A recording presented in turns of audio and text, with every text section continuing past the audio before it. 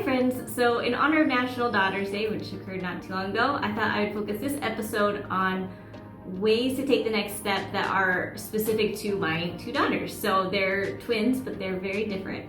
Have very different personalities and ways of thinking and doing things.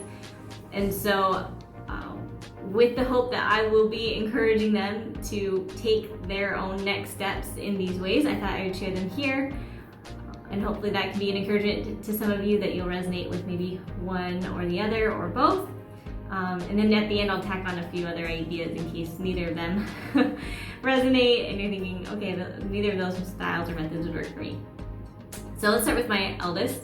She is very focused. So when she sets out to do something, she is 100% there and she wants to finish it to the end, even if she's not enjoying it. So we might start a painting project or something and she will work to finish that whole canvas, even if her sister's moved on to do something else and she's really, I know that she would prefer to be doing whatever it is, she will want to get that thing finished in one sitting. So being mindful that we make the time for her to finish. But what does that look like for a next step for her? So as she's getting older and she's having to take next steps for herself and learn self-discipline, what are the kinds of things I'd be encouraging her to do? Well, the first thing is holistically, as she's thinking about her next step and kind of building out a plan of how will each step build to, that end goal, that rubric that I'm shooting for. I would be encouraging her to focus on, to allow time for each step to be its own focus. So things like modules. So a lot of colleges will have module based classes where for 5 weeks you're doing the one class and then the next 5 weeks you're doing the next class. And so you're allowed to just focus in on that one course, subject. All the assignments are dedicated to the one topic.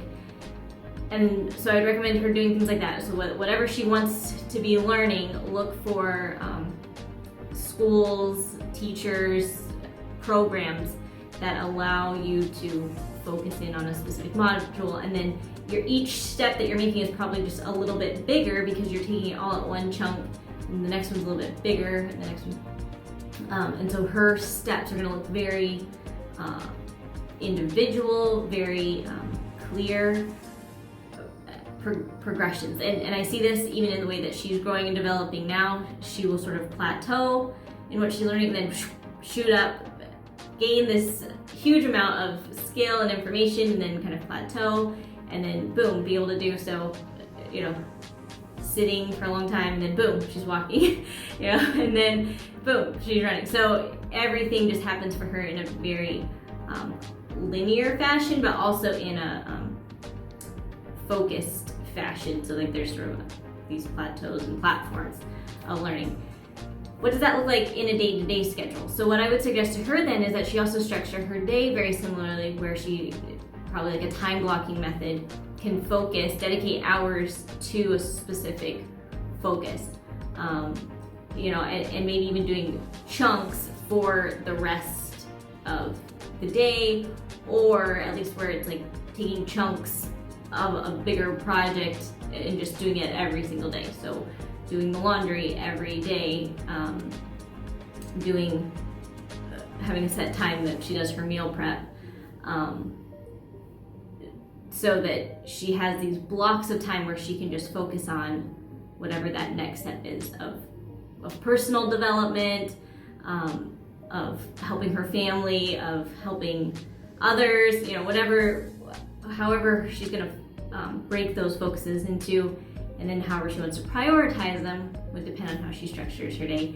Also, when she has the most energy in her day could be when she puts, harder tasks, or I think better first thing in the morning. So thinking tasks here versus more physical tasks later on. So yeah, just setting things up in a more structured, formal, a little bit more rigid setup.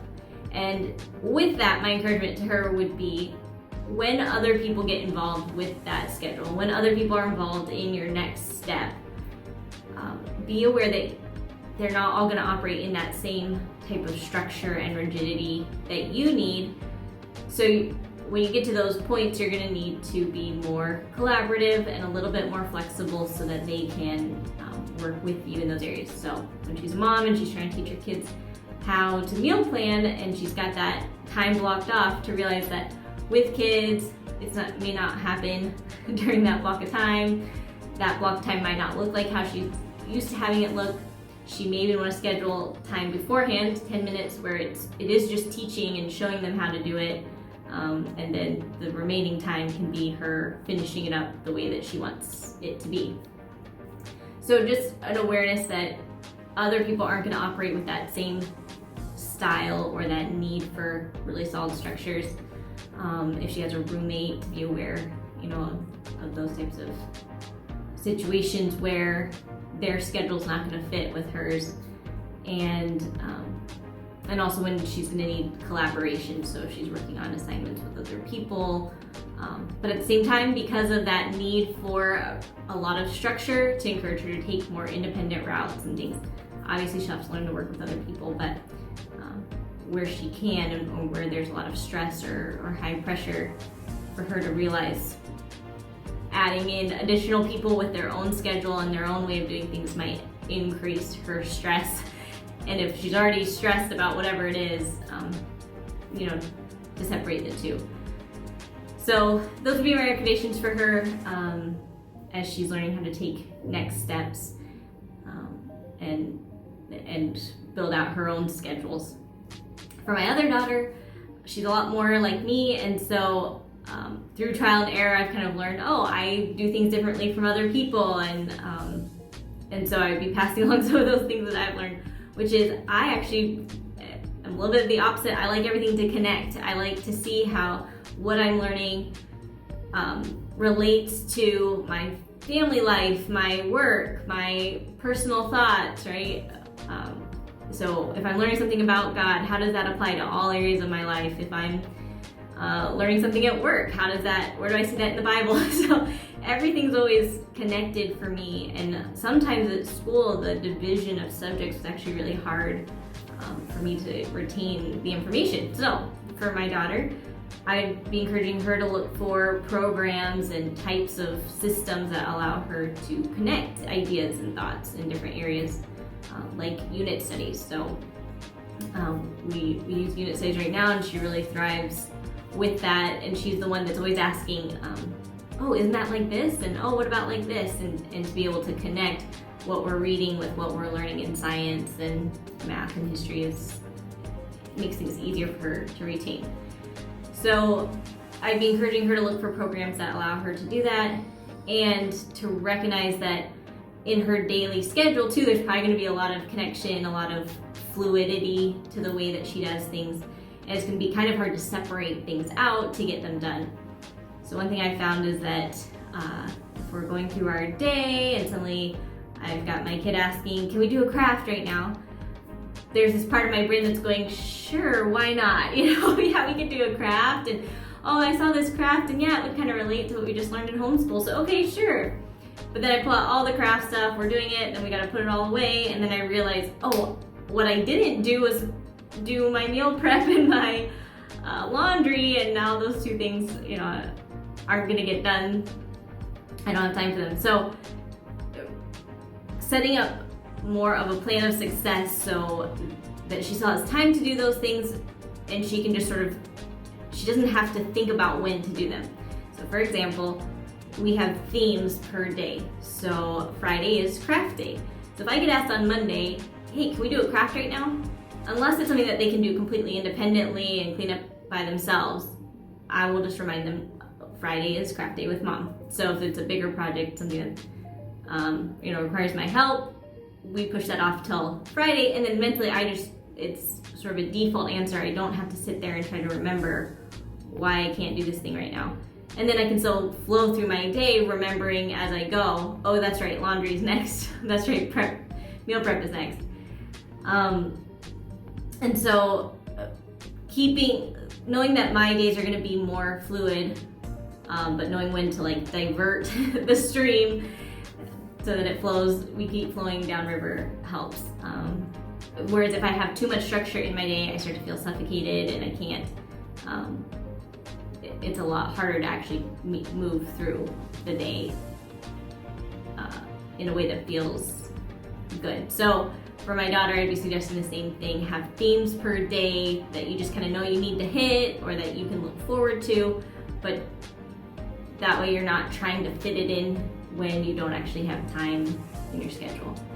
And then my word of warning to her would be, when other people start getting involved, you're gonna need to know how to not connect their problems with your own. So because what she's learning and probably a lot of her next steps will involve other people, she's very compassionate and caring, and has a lot of gifts in the area of providing comfort to people.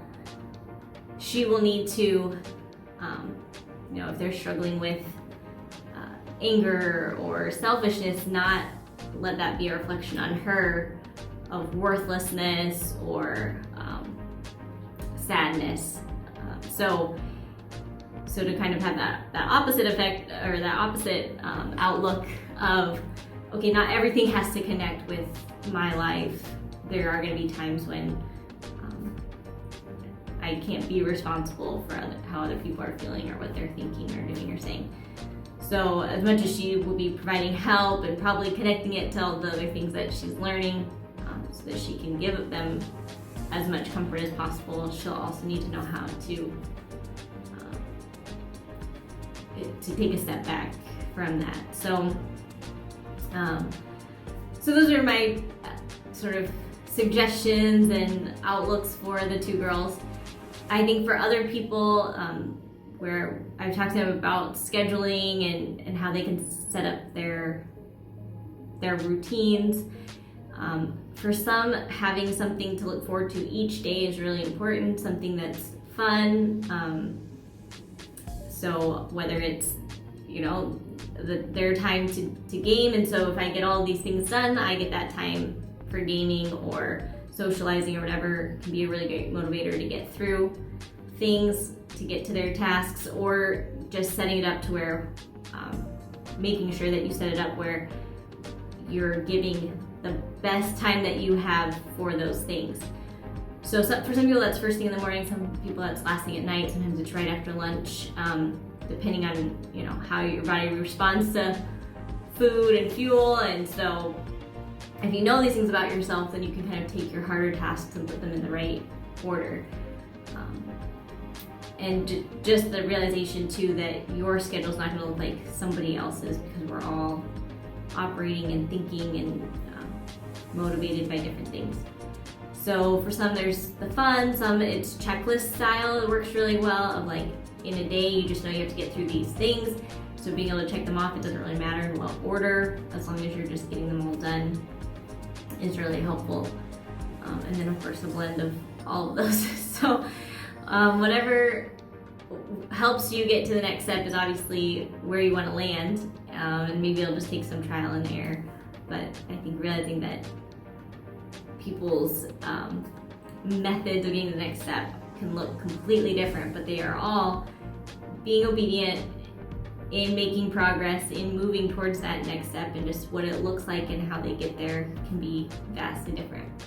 So I hope that was encouragement to you, and if you have daughters, I hope that you can pass along your experiences of what you've learned, what's worked for you, and at the same time realize that God may have wired them totally different, and so you can help them figure out a way and a method that works for them, so that they can achieve their next step without that worry or sense of, I'm not doing it like mom. Does that mean I'm not making progress? Does that mean that I'm not being obedient? So if you have any questions or thoughts, I'd love to hear about it. You can leave a comment below, or you can reach out on Instagram at Next Step with Helen.